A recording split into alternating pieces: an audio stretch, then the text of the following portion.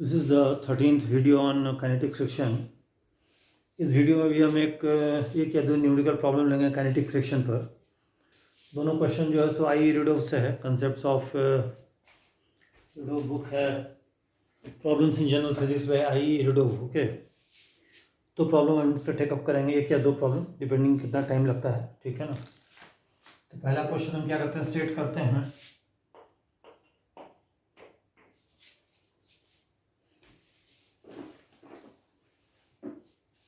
Consider the diagram shown below. Consider the diagram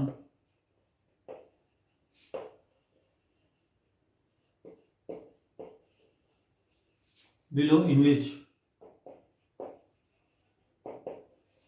all the details are given.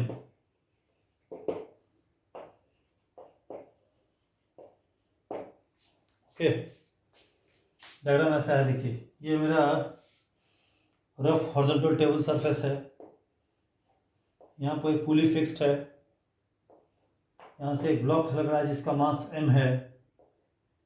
यहाँ पर दो block है, दोनों का इक्वल मास है m। दोनों ब्लॉक और टेबल के बीच का जो फ्रिक्शन कोएफिशिएंट है म्यू है।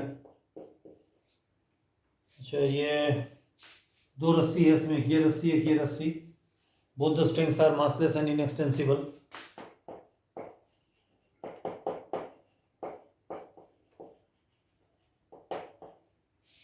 Strings are massless and inextensible, and there is no friction between the string and the pulley in contact, and there is no friction between string and the pulley in contact.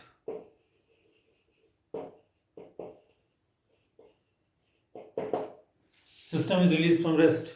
दो चीज हम लोग evaluate करना है। Find first the acceleration of the three blocks with respect to ground after the system is released from rest. Acceleration जब बोल रहे हैं तो ब्लॉक्स के एक्सेलरेशन का magnitude.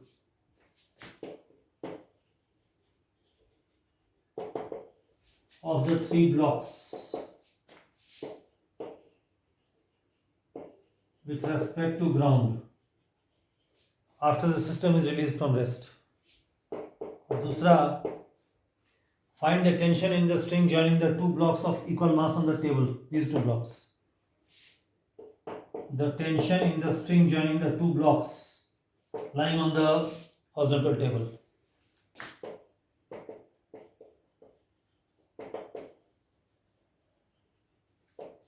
Joining the two blocks lying on the horizontal table. Lying on the horizontal table in terms of m and g.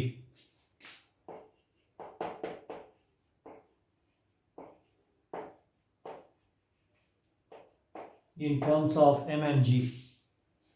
अच्छा, पहला part जो एक्सेलरेशन निकालने कहा गया है वो जी के टर्म्स में होगा, in terms of acceleration due to gravity small g at the surface of earth. ठीक है, इधर बैठा जाते हैं पूरा।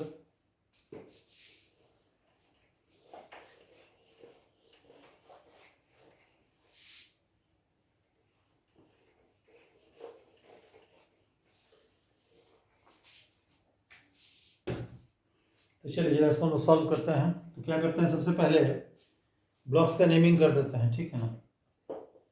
इस ब्लॉक को B1 कहा गया, इस ब्लॉक को B2 कहा गया, इस ब्लॉक को B3 कहा गया। ठीक है, इक्वल मास है सबका। ये पहला रस्सी है, दूसरा रस्सी है, this is the first string. इसको हम लोग इस मानते हैं, इसमें टेंशन T1 है। अच्छा, इस स्ट्रिंग में हर जगह मासलेस स्ट्रिंग है, इसलिए हर पॉइंट में टेंशन सेम होगा, जिसको T1 से डिनोट किया गया है। ये वाला स्ट्रिंग जो है मासलेस है और स्ट्रिंग और पुली के बीच कोई फ्रिक्शन नहीं है, इसलिए इस रस्सी के हर पॉइंट में टेंशन इक्वल होगा T2 से। ठीक है, ये T2 is the tension at all points of this string. इस रस्सी के हर पॉइंट का टेंशन T2 है, इस रस्सी के हर पॉइंट का टेंशन T1 है। ठीक है, दोनों ब्लॉक्स के बीच का, ग्राउंड के बीच का फ्रिक्शन कोएफिशिएंट न्यू ईच है। ये सिस्टम है मेरा। इसको रिलीज किया गया रेस्ट से, तो माना गया कि ये ब्लॉक नीचे जा रहा है with some acceleration a with respect to ground. In fact अगर मान लीजिए हम, टू बी मोर सीरियस, मान लीजिए हम सपोज कि ये कंसेप्ट डिमॉन्स्ट्रेट करने के लिए, देखिए एक बात हम बोलेंगे, यहाँ तीनों ब्लॉक का एक्सेलरेशन का मैग्नीट्यूड सेम होगा ग्राउंड में। जैसे अगर ये ग्राउंड के रेस्पेक्ट में एक्सेलरेशन ऐसे नीचे जाएगा तो ये उतना ही एक्सेलरेशन से इधर जाएगा, ये ब्लॉक भी उतना ही एक्सेलरेशन से लेफ्टवर्ड जाएगा। बात समझ रहे हैं? और इसलिए इसको हम लोग कंस्टेंट थ्योरी से प्रूव भी कर सकते हैं कि इक्वल होगा। आई होप कि आपको समझ में आ रहा है हम क्या बोल रहे हैं। मैंने बस हम बोलना चाह रहे हैं कि इस सिचुएशन में तीनों ब्लॉक का जो ग्राउंड के रेस्पेक्ट में एक्सेलरेशन होगा सबका मैग्नीट्यूड सेम होगा। समझे? इसको हम लोग कंस्टेंट रिलेशन से प्रूव कर सकते हैं, कंस्टेंट थ्योरी से, जो न्यूटन्स लॉज में बहुत डिटेल में हम डिस्कस किए थे।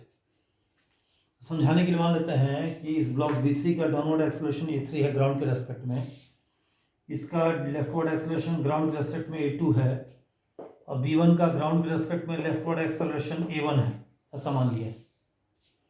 सबसे पहला देखिए हम लोग को, ये हम लोग प्रूव करेंगे कि A1 A2 A3 सब इक्वल है। उसके रूल क्या करना होगा? रूल वही करना होगा, sum of T dot A for all the blocks adds up to 0। जैसे इस ब्लॉक को देखिए, इस पर T कितना लगता है? T1 लगता है लेफ्ट, इसका एक्सेलरेशन A1 किधर है? लेफ्ट है। डॉट करेंगे T1 A1 को तो क्या लिखेंगे? T1 A1 cos 0 degree, cos 0 degree plus 1 हो गया, प्लस अब इस ब्लॉक B2 को देखिए, इसको दो रस्सी का टेंशन लग रहा है, T1 उधर, ये रस्सी इस ब्लॉक पर T1 फोर्स उधर लगाता है, और ये रस्सी इस ब्लॉक पर T2 फोर्स इधर लगाता है। ये ग्राउंड के रेस्पेक्ट में इधर एक्सेलरेट कर रहा है। Net tension force on the block होगा T2 माइनस T1 होगा, उसको डॉट कर देंगे A2 से, तो लिखेंगे T2 minus T1 into A2 हो गया। बच गया थर्ड ब्लॉक B3, इसमें T2 ऊपर लगता है, इसका एक्सेलरेशन A3 नीचे है, दोनों को डॉट करेंगे तो T2 A3 cos 180 डिग्री जो कि -1 हो जाएगा। सबका सम ऐड अप करके क्या हो जाएगा? 0। क्यों 0 होगा? क्योंकि हर स्ट्रिंग का लेंथ कांस्टेंट है। न्यूटन्स लॉज में जो इतना बहुत सारा प्रॉब्लम हम इस कंस्टेंट थ्योरी का डिस्कस कर चुके हैं, उसमें पूरा कंस्टेंट थ्योरी का डिटेल हम थ्योरी भी समझा दिए हैं, उसमें जाकर देखिएगा, सारा डाउट क्लियर हो जाएगा। अब जो है इसको हम रीअरेंज करते हैं। देखिए T1 हो गया A1 माइनस A2, और T2 हो गया A2 माइनस A3, ये 0 हो गया। अच्छा एक बार देखिए, रस्सी का टेंशन T1 T2 जो है नेगेटिव तो नहीं हो सकता है, या तो मोर देन 0 होगा या 0 होगा। So T1 is more than equal to 0 and T2 is also more than equal to 0। ये बात तो फैक्ट है। तो अब ये जो इक्वेशन हम लोग लिखे हैं constant relation, this is true for, this is true for all non-negative values of T1 and T2. All non-negative values of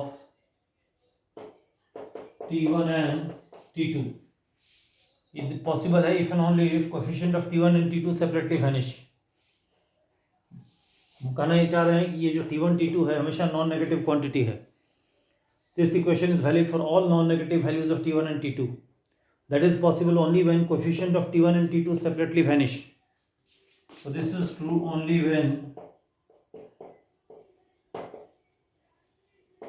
when the coefficients of T1 and T2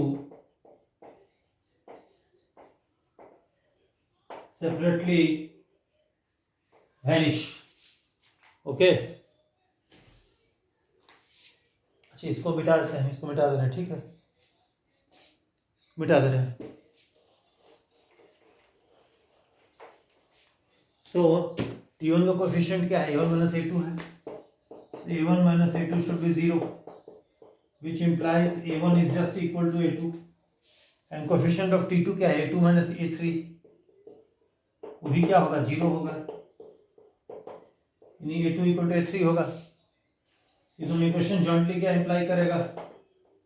A1 A2 A3 equal है, इसको A से denote करेंगे। यही बात हम शुरू में बोले थे, ऑब्जर्वेशन से भी, कंस्टेंट थ्योरी के डिटेल से भी इसको साबित कर दिया गया है। इसलिए A1 A2 A3 तीनों इक्वल होगा मैग्नीट्यूड वाइज, जिसको ए से डिनोट किया गया है. It has been denoted by what? A. हो गया. ऑलराइट. अब हम लोग को एक इवैल्यूएट करना है और T1 इवैल्यूएट करना है, ये क्वेश्चन था. अब हम लोग क्या करेंगे, हर ब्लॉक का फ्री बॉडी बना के उसमें अप्रोप्रिएट डायरेक्शन में न्यूटन सेकंड लॉ अप्लाई करके प्रॉब्लम को सॉल्व करेंगे. ठीक है, इसको मिटा देते हैं.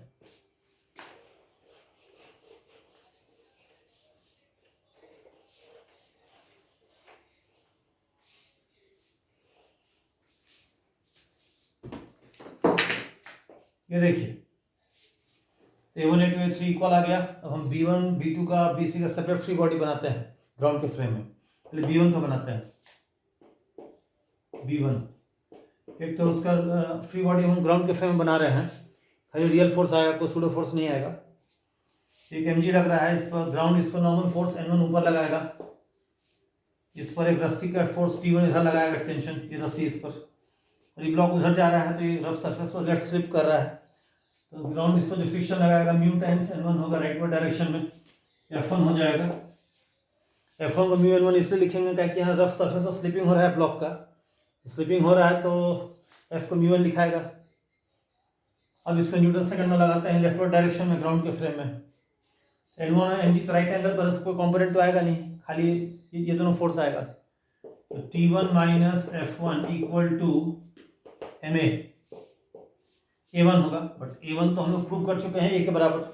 A1 A2 A3 तीनों को A से डिनोट किए हैं, तो T1 माइनस F1 हो जाएगा ma. F1 को लिखेंगे म्यू टाइम्स N1 लिखेंगे ma.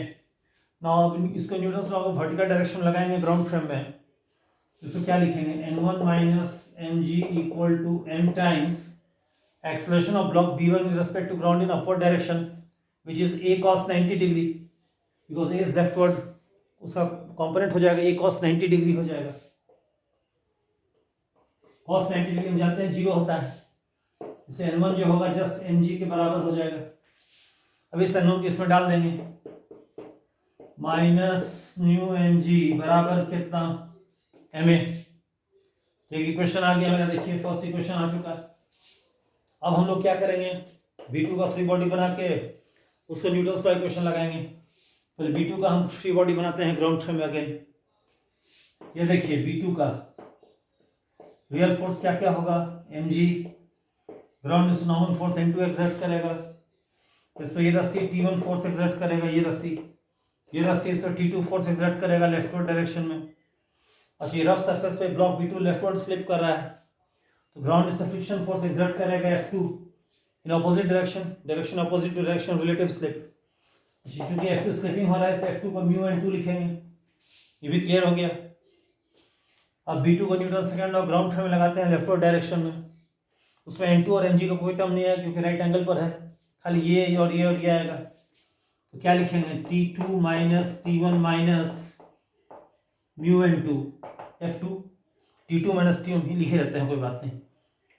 T2 minus T1 minus क्या F2 is equals to m times a.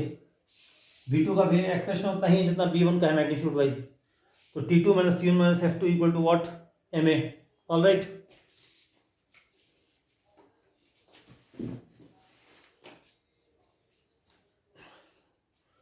अच्छा, इसको मिटा देते हैं. ठीक है,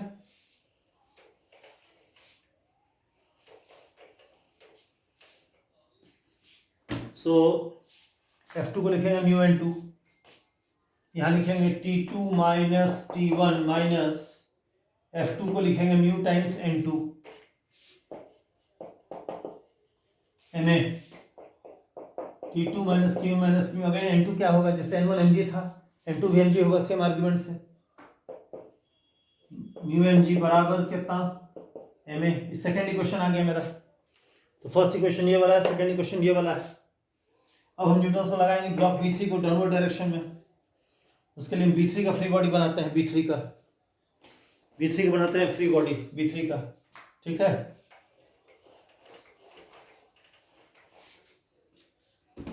अगेन B3 का फ्री बॉडी हम ग्राउंड फ्रेम में कंस्ट्रक्ट कर रहे हैं. ये B3 हो गया,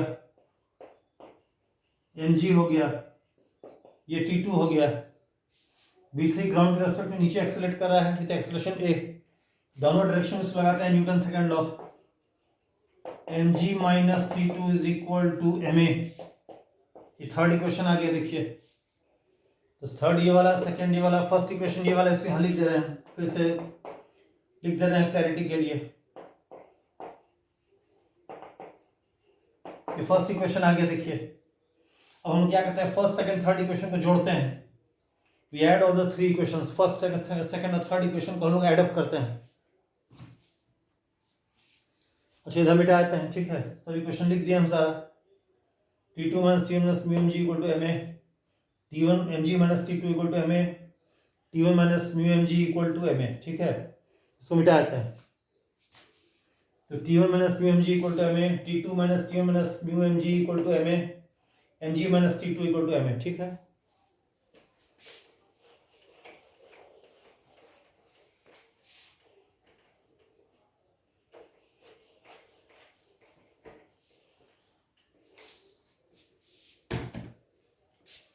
अब ऐड करते हैं, फर्स्ट सेकंड थर्ड इक्वेशन को जोड़ते हैं हम लोग। First equation plus second equation plus third equation add करेंगे देखिए। तो T1 और T1 कट जाएगा, T2 कट जाएगा, बचेगा मेरे पास खाली क्या, mg minus mu mg 2 mu mg बचेगा। mg माइनस म्यू mg कितना बचेगा, 2 mg माइनस क्या, mg माइनस म्यू mg तो माइनस 2 म्यू mg, ये ना होगा ना, बोलिए। ये देखिए mg म्यू mg, ये भी mu mg, T2 T1 cut गया, mu mg 2 mu mg equal to क्या लिखेंगे, ma प्लस ma 3ma, यानी a1 हो गया g, m कट जाएगा, 1 माइनस 2 म्यू बाई 3, यही आंसर होगा। तीनों ब्लॉक्स का जो एक्सेलरेशन का मैग्नीट्यूड होगा वो इतना हो जाएगा, a equal to g times 1 minus 2 mu by 3। समझ गए ना, a is equal to g times 1 minus 2 mu by क्या, 3। ऑलराइट, एक आंसर आ गया। अच्छा हम लोग को T1 निकालने बोला था। T1 का इक्वेशन ये वाला है देखिए। तो T1 को लिखेंगे क्या चीज, mu mg plus ma, a के बदले ये एक्सप्रेशन डाल देंगे यहाँ पर इसमें। T1 को लिखेंगे म्यू mg प्लस ma, तो हो जाएगा mg by 3 1 minus 2 mu. Okay, इसमें देख लीजिए mg कॉमन आ जाएगा, mu plus 1 by 3 minus 2 mu by 3 हो गया, 1 बाई 3 माइनस म्यू बाई 3, तो ये हो जाएगा mg into 1 minus mu by 3। ये जाके इसका रिक्वायर्ड आंसर हो जाएगा। तो second part of the question समझ गए, mg हो जाएगा 1 माइनस म्यू बाई 3, ठीक है ना। ये दो आंसर इसका था जो कि हम लोग को ऑब्टेन हो चुका है, ठीक है, फाइन। अच्छा एक बात, इसमें एक ऑब्जर्वेशन जस्ट हम बोलेंगे, देखिए ये एक्सलेट कर रहा है डेफिनेटली, मतलब a मोर देन 0 है, डेफिनेटली तभी तो एक्सलेट कर रहा है ना। मिटाते हैं इसको। देखिए हम कहना चाह रहे हैं कि चूंकि एक्सलेट का इतना एक्सेशन आया, अगर एक्सलेट करा तीनों ब्लॉक तो डेफिनेटली ये जो है मोर देन 0 है, यानी g by 3 into 1 minus 2 mu positive है, यानी 1 माइनस 2 म्यू पॉजिटिव होगा, g बाई 3 तो प्लस है, यानी म्यू जो है सो 1 बाई 2 से छोटा है। इसका मतलब है कि तीनों ब्लॉक एक्सलेट तभी करेगा जब म्यू मेरा 1 बाई 2 से छोटा होगा। अच्छा what happens if mu is more than half, अगर म्यू मोर देन हाफ आएगा तो ए नेगेटिव आ जाएगा। और ए नेगेटिव क्या मीन करता है, क्या ब्लॉक उधर जाएगा, क्या बी उधर जाएगा, नो इट कांट गो, क्योंकि रेस्ट से रिलीज किए हैं, it has been release from rest. So this means अगर मेरा म्यू आपका मोर देन हाफ हो गया तो ब्लॉक्स मूव ही नहीं करेगा। In that case all the 3 blocks will remain at rest, B1 and B2 and B3 they are always at what, they will remain at rest। B1 B2 B3 सब जो होगा क्या होगा, they will remain at rest। समझ गए, B1 B2 B3 all remain at rest अगर mu मेरा half से बड़ा निकला तो। आई होप कि क्लियर है आप लोग को। कहना हम क्या चाह रहे हैं कि अगर म्यू मेरे हाफ से बड़ा है तो ये नेगेटिव आ जाएगा। वे नेगेटिव मतलब हुआ कि क्या B1 क्या उधर जाएगा, it can't go that side, क्योंकि इसको रिलीज किया जा तो मूव करेगा या मूव नहीं करेगा, उधर जा नहीं सकता अपने आप से। In that case A1 A2 A3 तीनों ही जीरो हो जाएगा, ब्लॉक्स मूव करेगा ही नहीं। आई होप कि आप लोग क्लियर था, ठीक है। इसको ठीक से गो थ्रू कीजिए, कोई डाउट हो तो कमेंट बॉक्स में डाल दीजिए, उसको हम एक्सप्लेन कर देंगे, ठीक है। अभी एक दो वीडियो और बनाएंगे इस पर, काइनेटिक फ्रिक्शन पर। तो फ्रिक्शन का जो मेन पार्ट है ना, फाइंडिंग एक्सेलरेशन प्रॉब्लम्स, जो मल्टीपल ब्लॉक्स वाला क्वेश्चन होता है, वो सब डिस्कस करेंगे, जो बड़ा इंपॉर्टेंट है फ्रिक्शन, कंसेप्चुअल, हाईली कंसेप्चुअल है, ठीक है। इसको देख लीजिए, कोई डाउट हो कमेंट बॉक्स में डाल दीजिए, एक्सप्लेन कर देंगे, ठीक है। क्लोज कर देते हैं।